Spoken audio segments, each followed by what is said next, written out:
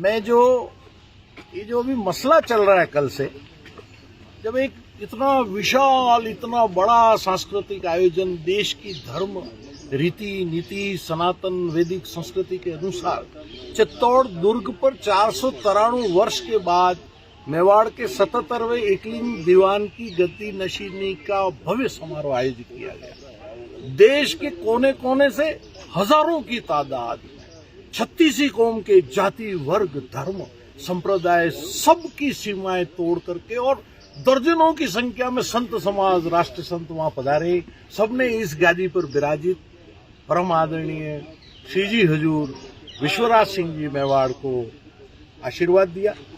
जब हम कुल की परंपरा और सनातन संस्कृति की परंपरा जो अनवरत पिछले 1500 वर्ष से हरित ऋषि के आशीर्वाद के बाद से बापा रावल के समय में चली आ रही थी, और आज से कई 500 वर्ष पहले जब उदयपुर जैसे सुरम्य शहर की स्थापना हुई थी, जिन ऋषि ने आशीर्वाद देके राजमहल की नींव रखवाई थी, उस धूणी माता के दर्शन करने की परंपरा अद्यतन पिछले 500 वर्ष से चली आ रही कि जो गादी पर विराजेंगे एकलिंग दीवान की, वो वहां दर्शन करके फिर एकलिंगनाथ पधार करके, एकलिंगनाथ जो आराध्य देव है और मेवाड़ का राजा है, उनको धोग लग के शोक निवारण करके फिर महलों में वापस पधारेंगे। जब हम यहाँ आए, प्रशासन ने सबसे पहले हमें कहा आपके काफिले को सीमित करके, क्योंकि साथ में हजारों लोग चित्तौड़ से उदयपुर की तरफ पधारे थे, जबकि हमने बार बार आग्रह किया था कि सब कुछ सामान्य तरीके से हो जाएगा और आप अपने अपने घर पधार सकते हैं। प्रशासन ने हमको भूल में रखा, बरगलाया।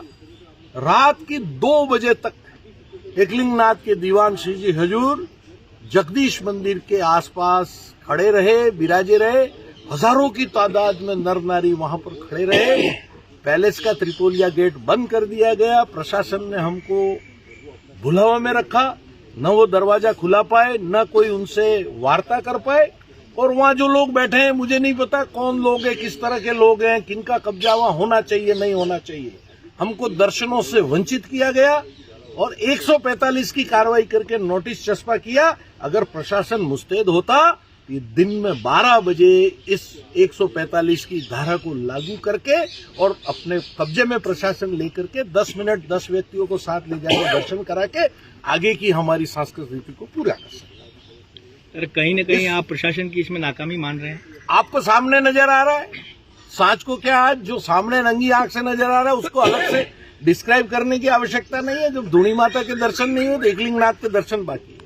मेवाड़ की 180 करोड़ जनता, संपूर्ण 7 जिलों की, जिसमें लाखों की तादाद में लोगों ने बदर हुए हैं, सफेद पागे या इस तरह की पागे जो मटिया पागे बांध रखी हैं, इंतजार कर रहे हैं कि हमारे एकलिंगनाथ के दीवान जब एकलिंग जी में जाके शोक निवारण करेंगे तो हम भी रंगीन साफा पहनेंगे।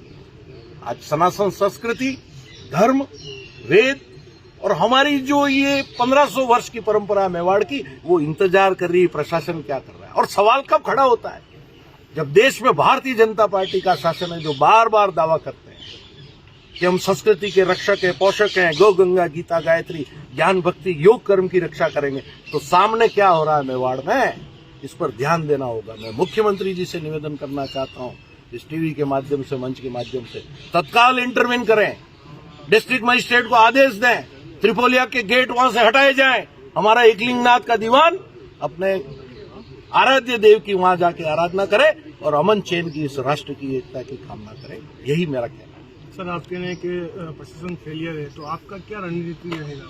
मैं आपको बताना चाहता हूँ, रणनीति बहुत साफ है। हम देश के संविधान में विश्वास करते हैं, हम जो कानून व्यवस्था उसमें विश्वास करते हैं।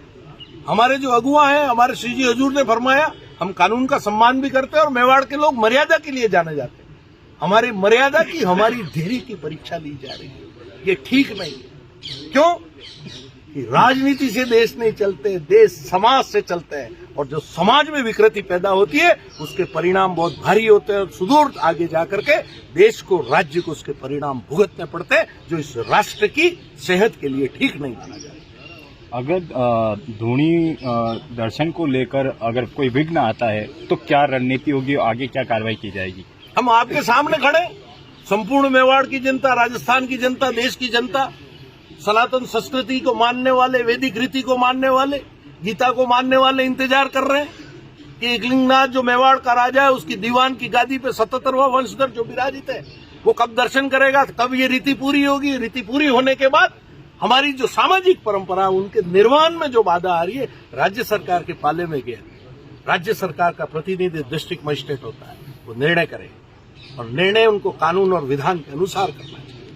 जिस पिता का पुत्र, जो पिता इस संपत्ति के वारिस हैं, वो कस्टोडियन थे, वहां जो लोग बैठे हुए, मुझे नहीं पता कौन लोग बैठे हुए, उनके पुत्र को उनके घर में लोक देवता को पूजने के जाने के लिए रोकने का देश के किस कानून में, किस विधान में, किस किताब में लिखा हुआ है? हमें भी तो पढ़ाओ।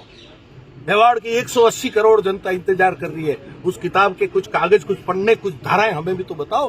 किस नियत से आप उनके पुत्र को उस राजमहल के उस परिसर में जाने से रोक रहे हैं जहां पे धूणी माता 500 वर्ष से विराजित है?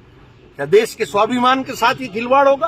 क्या मेवाड़ के स्वाभिमान के साथ ये खिलवाड़ करना चाहते? क्या आप हमारे धैर्य की परीक्षा लेना चाहते? क्या आप चाहते हैं मेवाड़ क्षत्रिय महासभा सड़कों पर उतर आए? हजारों की तादाद में मेवाड़ में जो विराजित संगठन है, जो धर्म की रक्षा के लिए बने हुए, राष्ट्र की रक्षा के लिए बने हुए, आज उद्वेलित है। उनके मन में पीड़ा है कि जब सनातन संस्कृति की रक्षा करने वाली सरकार देश में बैठी हुई, राज्य में बैठी हुई है, फिर ये अन्याय महाराणा प्रताप के वंशजों के साथ क्यों हो रहा है? जिसका देश आजाद हुआ था, इस देश में जो यज्ञ हुआ कि राष्ट्र को एक करना है, श्रीजी हजूर महाराणा भोपाल सिंह जी पहले व्यक्ति हैं जिन्होंने मेवाड़ को थाली में परोस करके पंडित नेहरू और सरदार पटेल को सुपुर्द किया। क्या उन भावनाओं की कदर करना हम नहीं जानते? हम नहीं जानते, फिर इसके परिणाम दूर